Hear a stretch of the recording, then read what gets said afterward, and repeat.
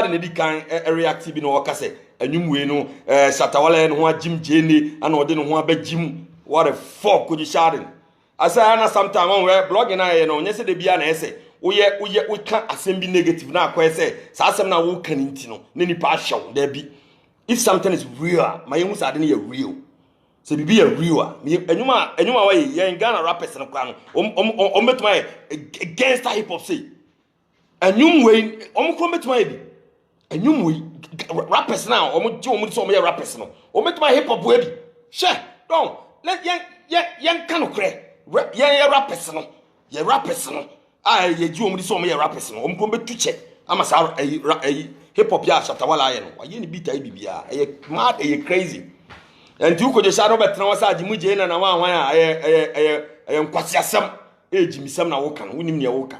Just say, open any pap show keke, Nini pan shower, who say I anything about Shatawale in a news. And two baby kick us handsome. Now, no, stop that shit, nigga. Stop that shit. Me, I'm from Bronx, you know what I'm saying? Quad as a K Town, nigga. K Town, what's up, K Town? What I say, big shout out to Master P. Hey, P Miller, what I say against the back for quite a even talk. What I say, hey, ITB, nigga, hey, what's up, Kwame? Shout out to you, man. And Kasa Peche, what do you have at Guanichi? I just saw we have more niggas out there, niggas. What I mention, senior man about Kwamando, Godfather, enough respect. As a Karakayata, don't tell you giving a shout out to you, niggas saying, that's it. Masa, it is a over Kasa new way, Anna at Shatawale, no. The brand is so big in a sense, eh. Kumere kana ye pese kofa no oye one icon obetum di akofa fa ne se Stone Boy ayebi sa akodi ayebi uni ba bia ebiwa biduru be ko akire be kofa na o ti America o chipala go say what Twitter say me tag for Twitter o say me on the Facebook dwan Twitter na me be tag o say obi ofri kono colleague no ade na obeya nyum kwasi ala say wo de na e kwasi ala mo say ade ne tribalism ye nyina Ghana fo nyina nkamum so obi free baby na oba na obeya bibi ade ne ye nyina free common sense. So be free baby on free kumase. Na se wode no hu ma de tin ye na free. Mo kra mo free Ghana ko tena America ko se mo ya America mo se mo ya America fo. Mo free Ghana ko tena America mo se mo ya America fo. Mo free Ghana ko tena America mo se mo ya America fo.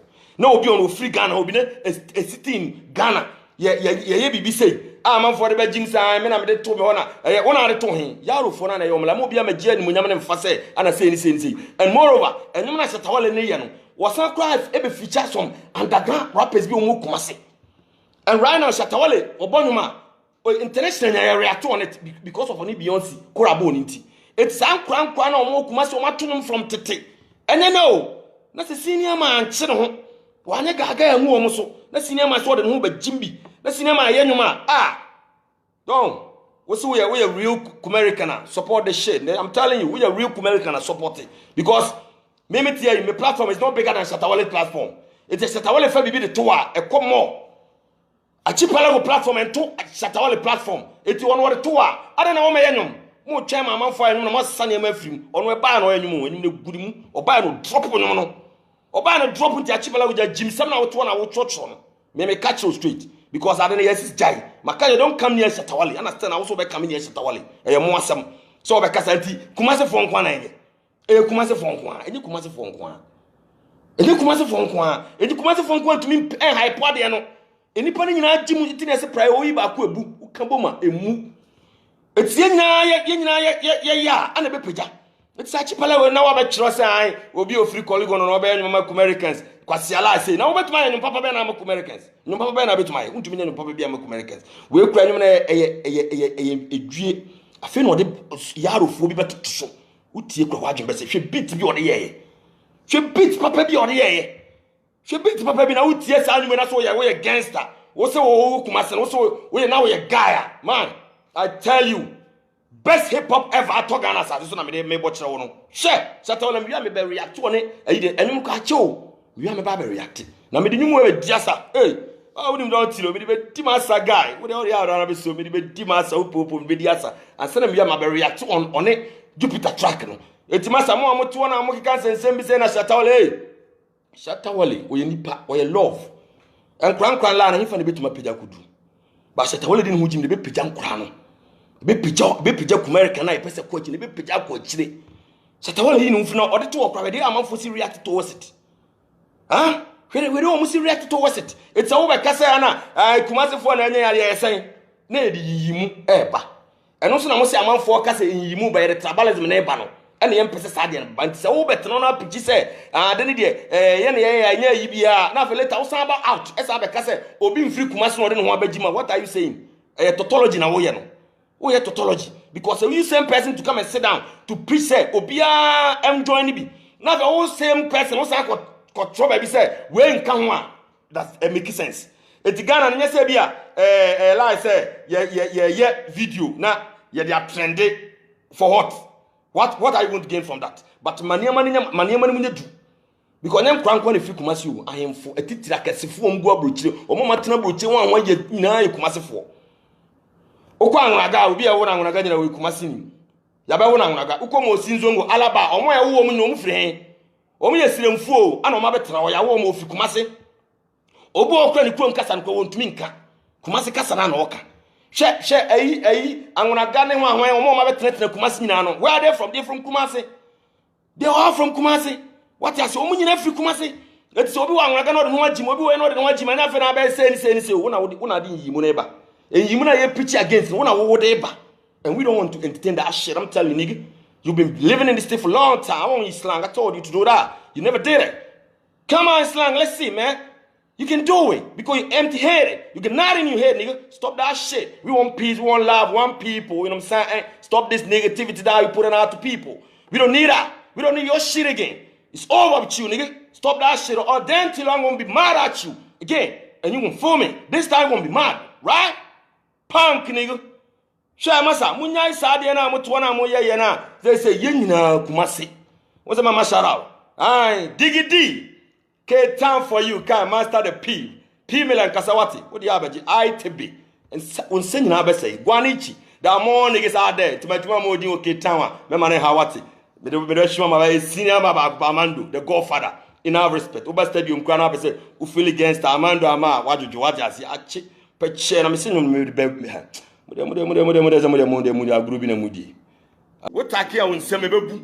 don't tell share. Shut up till death. I tell you. Tubana bedi mu asem de adon e mo ho ba bi o free. Mama who say Chatawale no don we ase. We ase. Be kan ho asem. Uni made na wo be kan ho asem.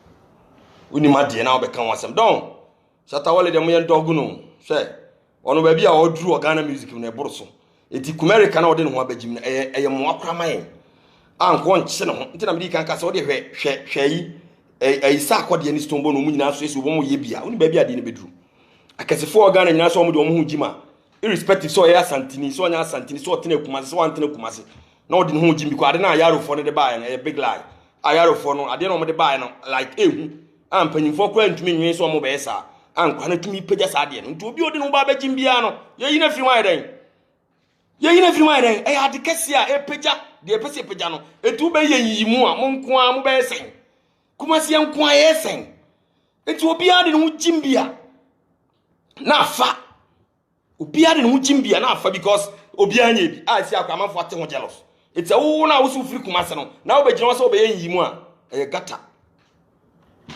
wona asu free Kumasi no na be gina wo se uyima gata ate ase ame fama no tie nyum we tie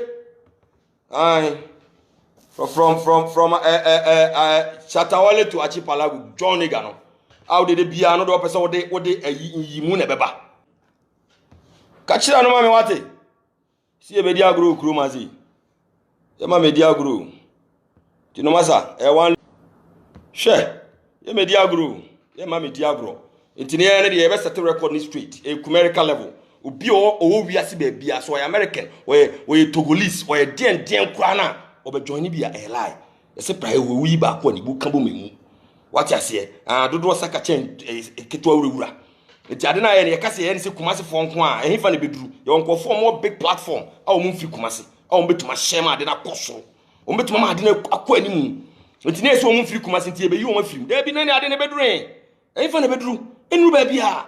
It will be also your American real nigga biano. Tie adie we na hu ni say that tie because I don't ever say cock so. your uncle form platform near big. Fancy see me for the JD say action or share. Snoop Dogg say action or share. Only baby you ever catch on say omun free Kumasi ntino omun free uncle. Adon, yenyam kran kro nyam kran kra bi di omun kran kra dwen. Abe kasana as atonko fotrim. Yenyam kran kra. Ana Kumasi nya won ko awodia. What you say na dan sis wo no bia wona sase wo sini fie. Ye han dan wo Kumasi o. Ye free Kumasi ntia wo asase wo Kumasi wo fie wo Kumasi. Ye nananom nyina wo fie wo Kumasi. Ye papa no nyina wo fie wo Kumasi. Enti e free Kumasi.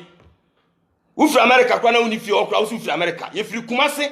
Ye na ba ma fie si kwara so estate. Ye na ba fie si kwara so estate. Ye papa fie si kwara so estate. Ye free Kumasi. Enti ye beka bi. Enti nya wo nko na obeka ye betie ye nso ye beka bi. Eti ye ma si ebe yimu. Eti sa wo ba na wo ba ni se wo ba yimu dia ye ba be blasto. Togetherness. Ye nya ya ise prai wo kabo manebu. Uyi ba ku firi mebu. Eti untumi me jina na metu futuro mu nkofo bia ni keke. Dabi obi aka bi ba obi wa aka na ache no. Obi wa hen na ache no. Na obi e hye de ntina ye hye ne ma na ko akire. Eti e mo se Kumasi fo nko ase o mo hya. Ehin fa na beduru. Ba obi e hye bia e be ko fa. Na say Kenya ni guy say what is it American lie woka me ya video no ana obi say na me chire ni no ko wo fili eti e ka se enko ya giata ya ni ase say ni say fine wo de ofri Kumasi eno de wo fili so ofri Kumasi say me kwara so bronze what you say me fili say me free o eti obi on de on to me nka bi no na eni nkofo mo free Ghana say o mo free Italy ye ni nkofo mo free Ghana say o mo free Spain ye ni nkofo mo free US ne Canada na sefo ye ni bi o ye ni eni ho. So what are you saying? What's your point? What's the point that you trying to make? It's ours. Just give it up. What's your point, man? What's your point that you put it up? It's a debut ha nyansa. Yen nyansa yimu no a de bi omo yes asante for petrabalism preta yen kill that shit. Enu ntina mama for kwa agya e was ade we hu no. Sa mo kasa we no na mama for agya. Because all bet say ofli colleague no ntino e de ntino no be yenwuma. It makes sense? It makes sense. And to me man say so obi kwa fi Togo and I say Davido and I say Starboy achi no kasa oye nyuma ma Americans ya be kasa o free Ghana ntino o free wonko. Not to talk of obi o free Ghana. So ade bi ho na say mu de tran kwankwa agyen a wo be klemu say wona wo share na yeden Jimmy wo share na yeden e nkwana na de o mala ba mo bia ma gye ni mo nyam ne mfa. It's also a American real nigga kan kure. Say yi mu hefa na de be duru. E say underground boys na Shatta Wale de o mo be to no so atoro. Unim ba bi ba akuduru. Unim boys no ebi pie. Ah? Unim boys no ebi pie ba bi e be duru. Boys no mo underground na ke ni mo Americans nkonkofo be ba ye nyuma na ye kra obu okra na wonte ne nyum da. Kan kure. No what bi nyum da. Na wonte bi nyum da. Ba American ni ba boys bia ba ye nyuma. Enyum no eba. Enam American no ti say Shatta Wale utumu tai wo ye number 1 Ghana enyum ne. Say me no utuwe as we speak. When I bet me na compare Shatta Wale. Why? Na so no biggest na be fa no oye bi na achi e bia Stonebwoy na Stonebwoy so afa achi sa akode no so afa uni ba bia level no be kwa koduru na wa wo sha America tokuro bi mu no na wo nko apese wo gi ade ne tower ne esma ade ne crumble. We will not sit down for you to crumble this shit. I'm telling you nigga, stop that your childish act. It won't help you nigga. It never help you. Share we are so obi sin o sin ogi tum obi bro so one uchi mutanya nkwasi asema abegino abekeka afa nipa no ne bebibi nipa na bro so utu e di America fo ye yi obi adi ne di America adwuma nyina ma say ya nya dia obetuma ben Shatta Wale da ye di America adwuma nyina ma say ya nya dia obetuma ben Shatta Wale da. I'm telling you today. So put this into your sticking head and stop that shit. Shatta Wale level or bro so cry etino adena wa ye kwa me so bia wo be cancer pa bia fa ho say oni Beyonce a wo de picture to one ne de atu na wo kan wasemi lovely. Na obi aye nyoma ma wa magiska wo ho wa ye trend studio hye nyom e de ama Americans no e big up American no wa ndese American wo big up na wo sabe wo be don we nyansa de he wa wo be ka e bia na wo jimi we aboa kura ma me wa ba be jira be comment say na den na wan no unim ne wo